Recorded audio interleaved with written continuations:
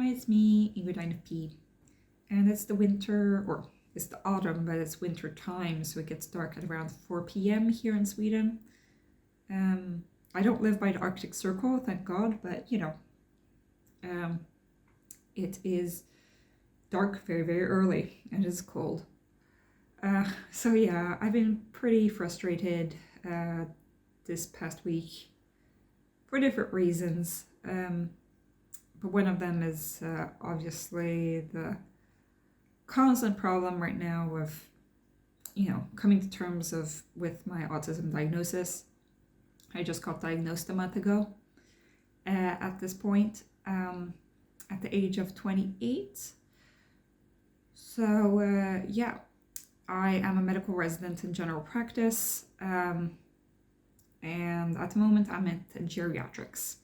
And I've gotten some microaggressions this past week that have taken a little bit more of my energy than I would have liked to.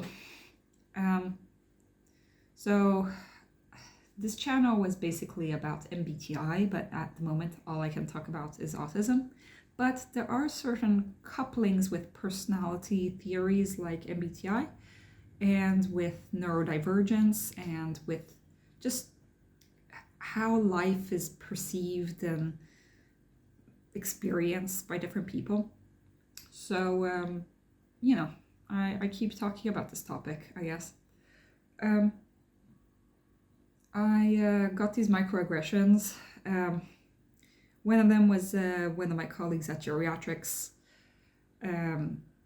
Very nice guy, but what he said was that because I grew up with different languages, so when I first learned to speak, I was mixing up languages within the same sentences.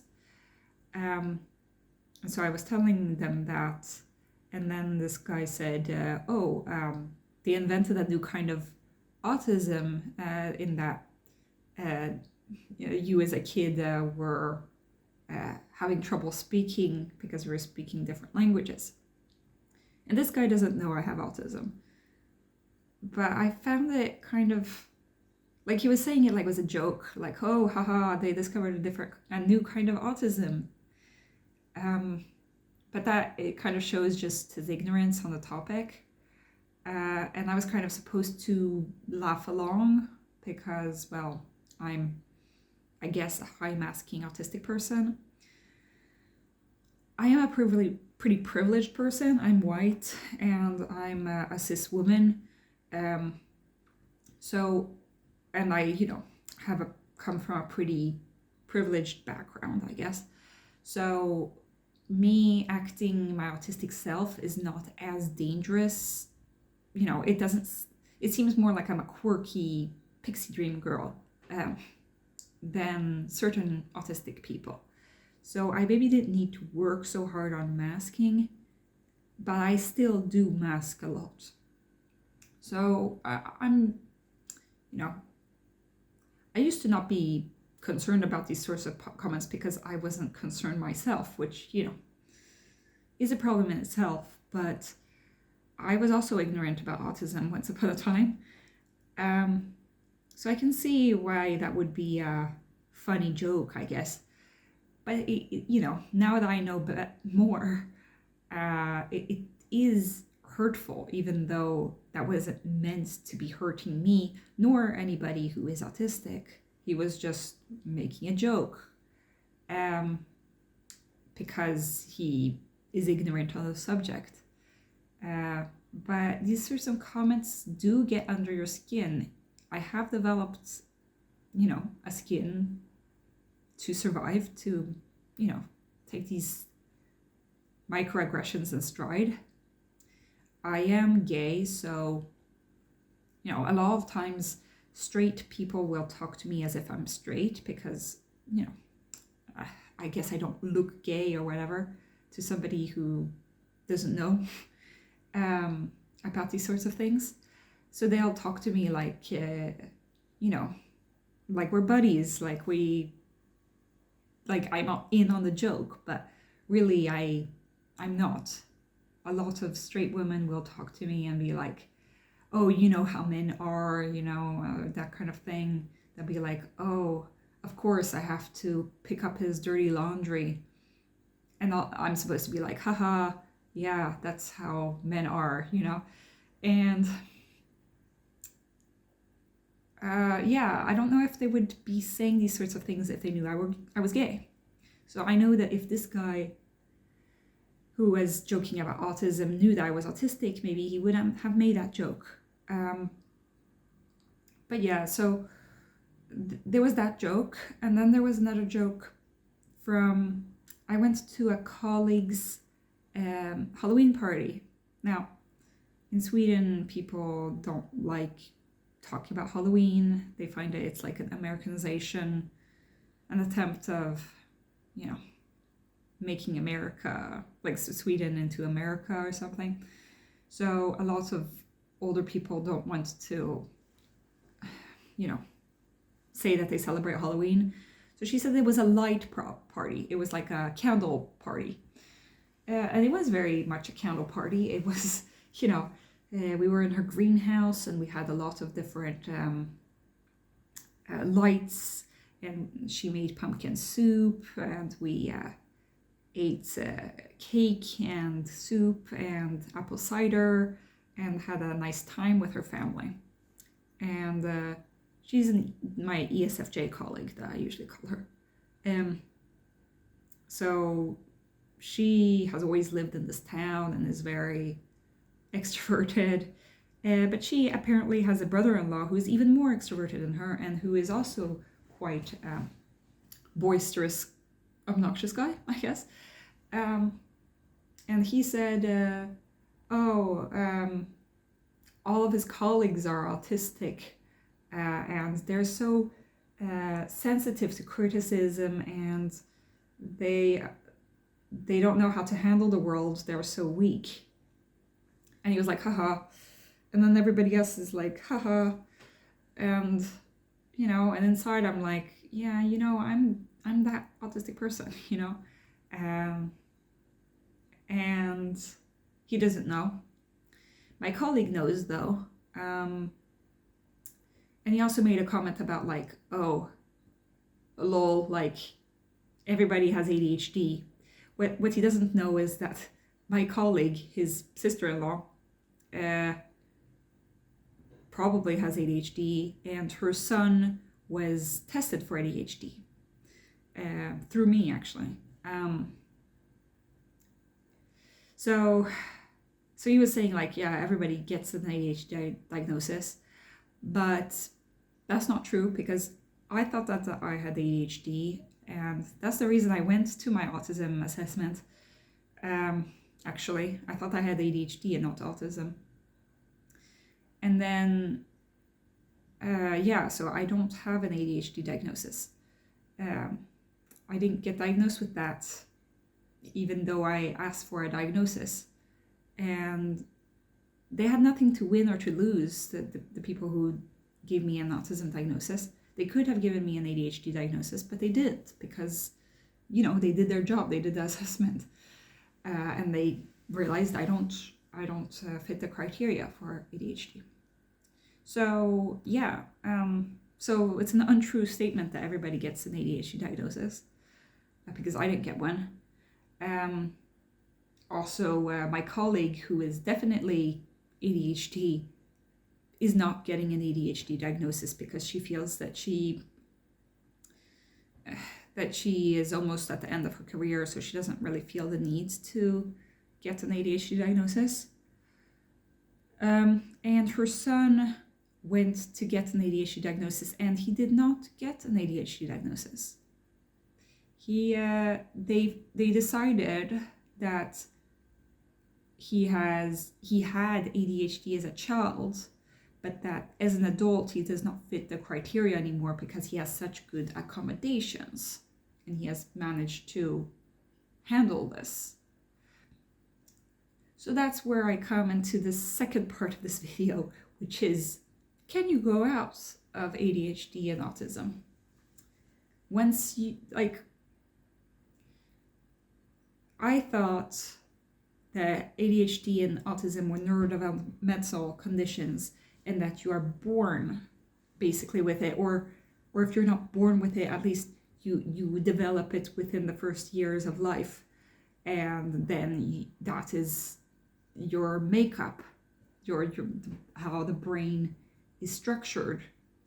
And sure, you can grow and you can become better at certain things, and the brain is very plastic and such, but I guess that you will always have autism or ADHD.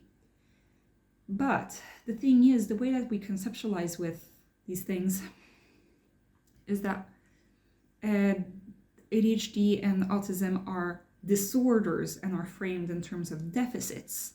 And so if you do not have a deficit, then you do not have a disability, and therefore you do not have a diagnosis, and you are not eligible for accommodations through the state, I guess, which I understand. The reasons that we have these diagnoses is to give people tools if they struggle, to give them accommodations so that they can live a good life. And we don't want to give, we want to be smart about how we distribute our resources, especially if things are paid with tax money and such. But at the same time, autism and ADHD have become more of personality, identity denominations, I guess. And it's both good and bad, but the psychiatric system is not on those wavelengths at all, So if you don't have a problem functioning, then you do not qualify for the diagnostic criteria of these disorders. So I don't know, I guess that I have so much dysfunction in my life that I qualify for the autism criteria. But it did make me think, what if I tried to get a diagnosis if I was living with my parents and my parents were helping me with all sorts of things? Would I have gotten an autism diagnosis? Maybe not, because I wouldn't have been struggling so hard in different areas. But, my brain, I guess, is still the same.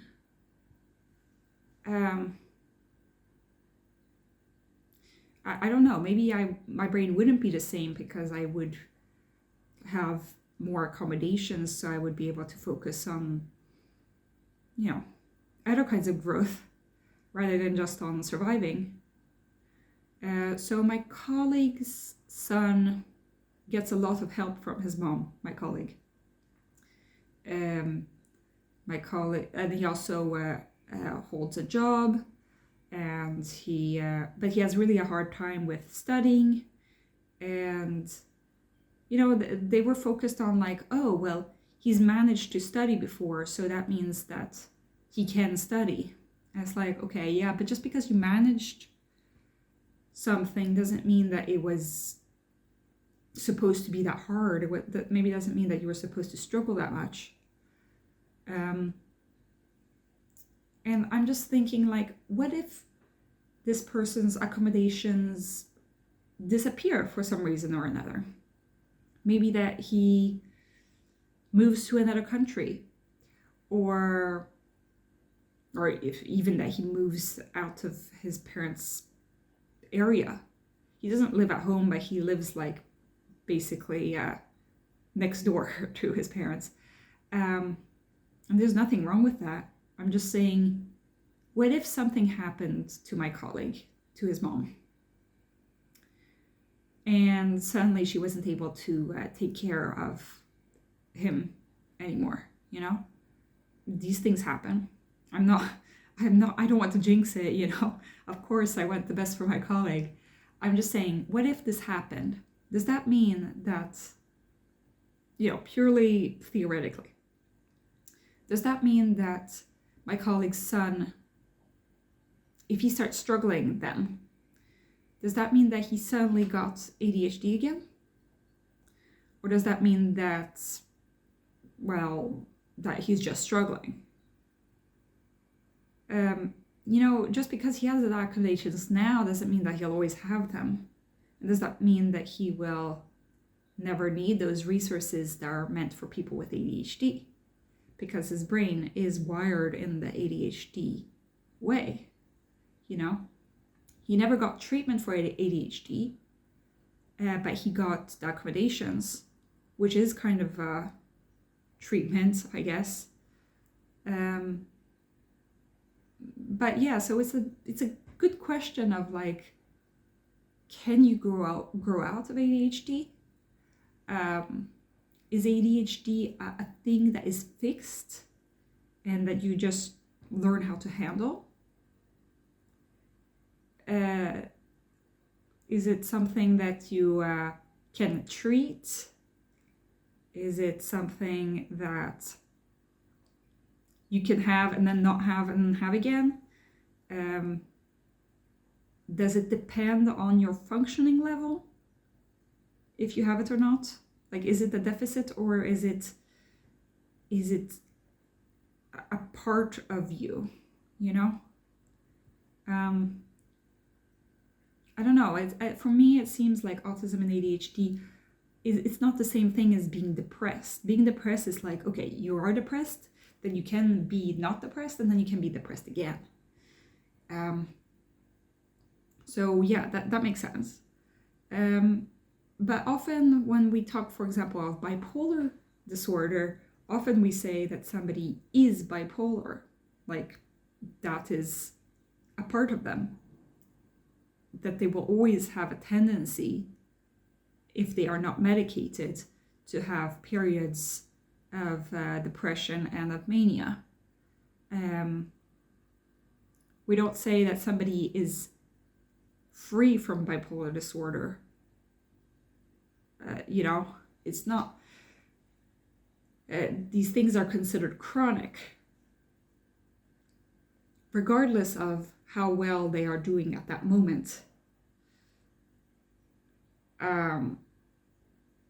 So I don't know really, but I find that I have a problem with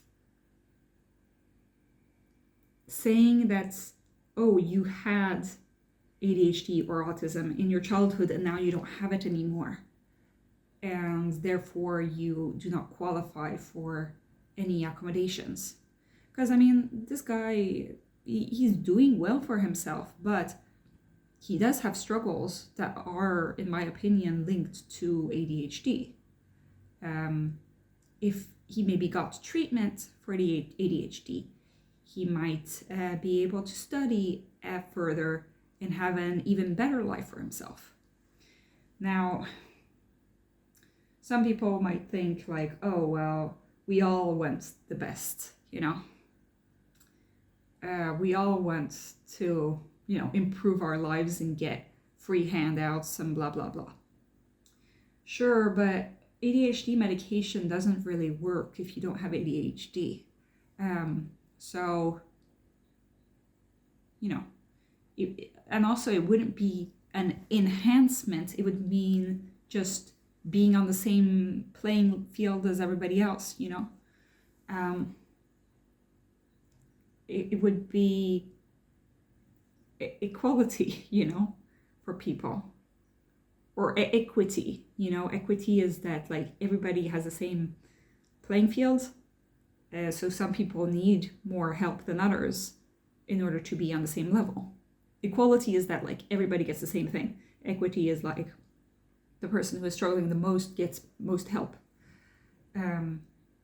That's kind of how taxes work, I guess, as well. The people who earn the most give the most money to the system. If everybody had to give the same sum, then it would be unfair to the person who earns the least.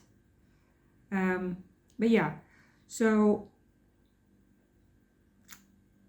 I think that that's a flaw in the system. That you cannot, that there's this thing where autism and ADHD are measured in terms of deficits, and that if you have good accommodations, then suddenly you might miss out on all opportunities of getting accommodations in the future because you have figured it out so well for yourself. It also made me worried about certain things for my own diagnosis because, I'm having imposter syndrome about autism. I'm wondering, would I have gotten an autism diagnosis had I not gone through medical school and tried to reach such a high expectation and potential? If I had worked on something easier, or at least, more manageable for somebody with my brain, my capacities, if I had done something less prestigious or less demanding cognitively, would I have gotten a diagnosis? Maybe not. But maybe I would have deserved just as much accommodation. Just because I pushed myself so hard for so long. Is it only then that I'm deserving of help? Or the other way around, would I have gotten better help had I been struggling, visibly throughout my life? A lot of people who get diagnosed late with autism have this kind of questioning of was I so good at hiding the symptoms? And could I have used my energy better instead of using all this energy to hide my symptoms? Maybe I would have gotten help earlier had I been visibly autistic. Well, probably not, considering the knowledge at the time when I was small. But these are things that I do ponder. And I find these questions interesting, but nobody has the answer to them. There are plenty of different perspectives. But yeah, so I've been feeling like these questions have been weighing on me. First, the microaggressions, that, they're there. I can't make them disappear, and I'm not going to, cry about them. But it does make life more difficult. And also the question of what is this autism thing even? What is ADHD? What is autism? Are these things real things? Yes and no, and depending on the person that you're asking, there will be different definitions and different ideas of who I am because of it. And there'll be different possibilities of help for me, of accommodations for me.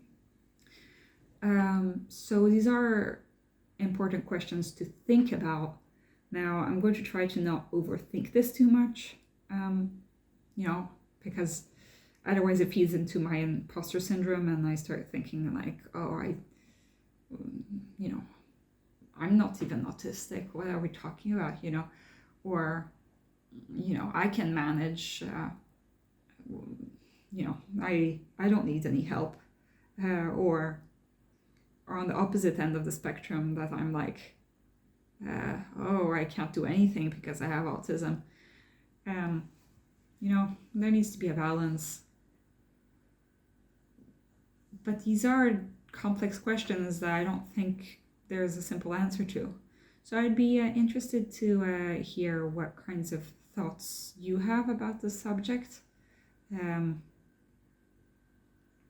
you grow out of autism or ADHD?